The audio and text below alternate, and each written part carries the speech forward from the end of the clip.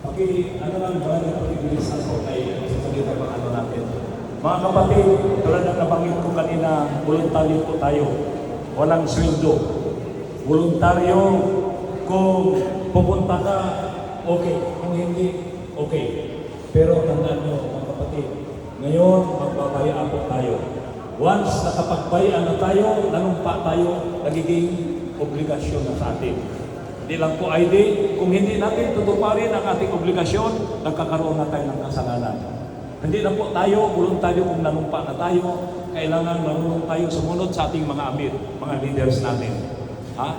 Isa po yan sa kautosan sa atin sa Islam. So, naway, bigyan tayo ng gantimpala ng Allah Subhanahu wa Ta'ala sa ating panunumpa sa araw na ito. Pakitaas lang po ang inyong kanang kamay at sumunod sa akin. Pagkatapos ko po, banggitin banggitin, susunod niyo ang pangalan at sa kayo, anong position po ninyo, ha? Sa Allah. Okay? Bismillah. Ako si naitalaga sa katungkulang bilang ay taos-pusong nanunumpa. Natutuparin ko ng buong makatarungang husay at katapatan sa abot ng aking makakaya ang tungkulin na nakaatang at iba pang panuntunan kalakip sa pamantayan, pribilehiyo at limitasyon na ayon sa kapisanan ng Salam Police Advocacy Group, kapitbisig sa pambansang pulisya ng Pilipinas,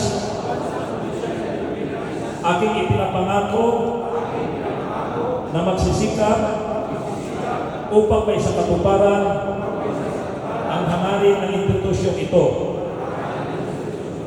At kusa kong babalikatin ang mga tungkuling kaakibat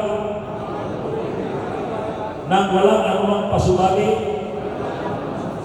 o hangaring umiwas tungo sa kapakanan ng mamamayan, bayan, at ng dakilang tagapaglikha. Kasiyahan nawa ako ng Allah. Takbir! Allahu Akbar!